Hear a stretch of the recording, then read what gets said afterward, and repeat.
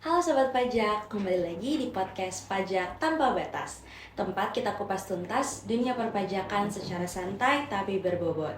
Podcast yang membahas isu perpajakan dan keuangan negara dengan sudut pandang tajam, kritis tapi tetap ramah di telinga.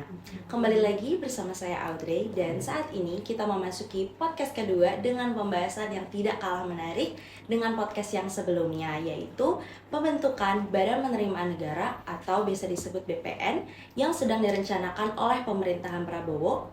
Apakah urgensi? Tentunya saya tidak sendiri untuk mengupas topik hari ini. Saya sudah ditemani bersama dengan narasumber Pak Bambang Aryo Gunawan sebagai rekan partner dari HSR Tax Consulting.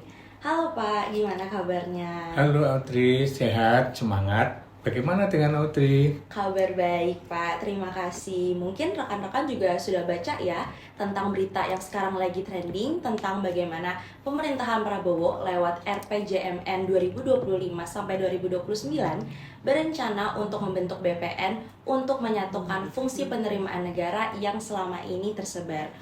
Apa sih urgensinya? Kenapa baru sekarang? Dan apa tantangan yang menanti? Yuk kita bahas bareng dengan Pak Bambang. Jadi begini, pemerintah punya target untuk pertumbuhan ekonomi sebesar 8% di era pemerintahan baru ini. Ambisius ya. Ya, secara teori memang bisa tercapai. Ya, asalkan tax ratio juga meningkat. Sebagai informasi, pertumbuhan ekonomi 2024 itu adalah 5,05% dengan tax ratio 10,24%. Jadi, kalau untuk mencapai pertumbuhan ekonomi 8%, idealnya tax ratio itu adalah 20-23%. Nah, inilah alasan kenapa pemerintah menginisiasi pembentukan BPN sebagaimana termuat dalam peraturan Presiden nomor 12 tahun 2025 tentang RPJMN. Wah, berarti lompatannya cukup tinggi ya Pak ya. Jadi BPN ini diharapkan untuk menjadi pendorong gitu ya Pak, untuk menuju ke sana gitu. Iya betul Audrey, BPN atau Badan Penerimaan Negara adalah lembaga yang rencananya akan mengintegrasikan seluruh fungsi penerimaan negara, baik dari sisi pajak, bea cukai maupun penerimaan negara bukan pajak. Selama ini kita mengenal DJP untuk pajak, DJPC untuk bea cukai, dan Dirjen Penerimaan Negara non pajak. Nah harapannya lewat BPN semuanya akan dijadikan satu agar lebih responsif, lebih efisien, dan tentu saja lebih optimal dalam mengumpulkan penerimaan negara. Oh, tapi bukannya selama ini kita dengar kalau DJP ini juga sedang menjalankan reformasi ya Pak ya? Jadi sebenarnya apa sih bedanya dengan pembentukan BPN ini Pak? Nah, ini catatan pentingnya begini. Reformasi BPN berbeda dengan reformasi perpajakan yang selama ini dijalankan oleh DJP. DJP kalau menurut sumber buku reformasi administrasi pajak dari masa ke masa itu sudah sampai pada tahap jilid ketiga dengan mendasarkan pada 5 pilar yang difokuskan pada 1 organisasi, 2 SDM, 3 proses bisnis, 4 teknologi informasi dan basis data, dan peraturan perundang-undangan. Nah, tapi ini bersifat sektoral, hanya fokus pada pajak saja. Organisasi dalam proses ini difokuskan pada struktur organisasi, kearifan lokal, kewenangan, rentang kendali, dan potensi penerimaan dari unit yang melakukan pengawasan dan mendukung pelayanan. Nah, pembentukan BPN ini untuk memperbaiki capaian penerimaan negara. Reformasi penerimaan negara lewat BPN adalah upaya untuk menyatukan kelembagaan fiskal secara lebih luas. Ya, secara teori dari pandangan Mas Griff tahun 1959 bahwa administrasi fiskal memang harus menjamin integrasi dan responsivitas dari seluruh sistem fiskal nasional. Atau kalau teori yang lain menurut Bird dan Joule tahun 2003 bahwa di negara berkembang itu lebih terpadu seharusnya dalam mengelola pajak maupun non pajak untuk lebih efektif. Nah, ini yang menjadi laporan oleh OECD di tahun 2013 yang mencatat model seperti ini tuh memungkinkan pelayanan pajak lebih efisien dan komprehensif dalam membangun kepatuhan wajib pajak. Oh, jadi sebenarnya ini tuh bukan ide yang baru ya Pak ya, tapi memang sudah menjadi praktik yang terbaik gitu ya. Dan tapi pastinya ada tantangan dong Pak di segala sesuatu. Dan kira-kira kalau boleh tahu tantangan terbesar apa sih yang terjadi di lapangan Pak? Ya, dan sudah saatnya memang kita mengadopsi. Tentu saja memang tidak cukup dari niat baik saja ya untuk membuat BPN ini. Tantangan besar utama ada tiga. Yang pertama adalah jejak kelembagaan yang lama. Struktur birokrasi itu tidak mudah untuk diubah. Kedua, integrasi sistem digital dan proses bisnis itu benar-benar harus terintegrasi. Yang ketiga adalah resistensi internal. Jadi penggabungan tiga direktorat besar itu berpotensi untuk memicu gesekan budaya organisasi. Dan satu lagi yang menjadi perhatian, BPN itu dibawa langsung oleh Presiden atau masih dalam pengendalian Kementerian Keuangan. Nah, ini harus menjadi perhatian pertanyaan ini.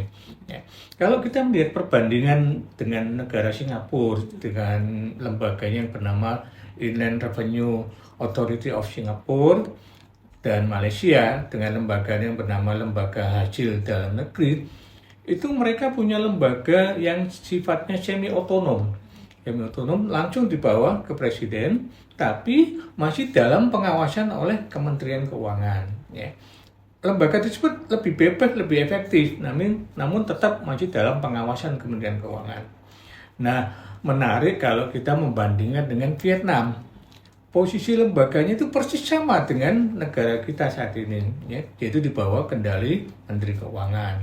Namun mereka unggul karena strategi penerimaan pajak khususnya value added tax atau PPN base mereka itu luas dan tingkat kepatuhan yang tinggi. Artinya struktur memang penting, ya, tapi yang lebih penting adalah strategi, transparansi, dan sistem yang solid. Dengan demikian, kajian yang lebih mendalam tentang posisi BPN jika diletakkan sebagai lembaga otonom di bawah Presiden mungkin akan menimbulkan potensi konflik kepentingan, ya, overlapping kewenangan, dan resistensi unit-unit di Kementerian Keuangan. Sementara kalau tetap di bawah kendali Kementerian Keuangan, akan dominan kultur lama daripada organisasi DJP maupun DJPC. Jadi pada akhirnya memang pembentukan BPN ini menjadi langkah besar menuju sistem fiskal yang lebih modern dan terintegrasi. Tapi harus diikuti dengan akuntabilitas yang tinggi, reformasi budaya birokrasi, dan pengendalian dalam proses kebijakan. Ya. Pembentukan BPN memang memiliki potensi transformasi dalam sistem perpajakan dan keuangan negara karena memang menyatukan fragmentasi kelembagaan yang selama ini menghambat optimalisasi penerimaan negara. Jadi secara teoritis pembentukan otoritas fiskal dapat memperkuat kondisi koordinasi, mengurangi redundant sistem, dan menciptakan kerangka insentif yang lebih efisien dalam meningkatkan kepatuhan wajib pajak. Ya. Namun perlu diingat, jangan sampai masyarakat ini melihat ini sebagai hanya akal-akalan saja untuk membuat jabatan baru. Ya. Jadi harus jelas kepentingan nasionalnya. Jangan lupa digitalis seperti Kortek itu juga harus lebih mudah, bahkan lebih simpel, bukan malah menyulitkan masyarakat. Betul Pak Bambang, saya setuju kalau itu. Terima kasih banyak ya Pak atas penjelasan lengkapnya Pak Bambang mengenai pembentukan Badan Penerimaan Negara yang ternyata bukan cuma sekadar rebranding gitu ya Pak ya, tapi juga merupakan bagian dari upaya besar juga untuk membenahi sistem fiskal kita. Jadi baik rekan-rekan semua, apakah BPN ini akan menjadi solusi untuk kita meningkatkan tax ratio dan juga mencapai target pertumbuhan ekonomi, atau justru malah menambah tantangan baru gitu. Jadi yuk kita kawal bersama-sama prosesnya dan juga kita tetap kritis. Betul, semoga langkah ini juga dapat dijalankan dengan hati-hati inklusif dan terukur. Amin. Terima kasih banyak Pak Bambang. Dan juga untuk Sobat Podcast Pajak Tanpa Batas yang telah mengikuti podcast ini, jangan lupa untuk terus update info penting mengenai perpajakan di podcast Pajak Tanpa Batas. Sampai jumpa di episode selanjutnya. Jangan lupa juga untuk subscribe podcast ini dan share ke rekan-rekan pajak. Pajak, jangan panik, kita bahas bareng di Pajak Tanpa Batas. Bye.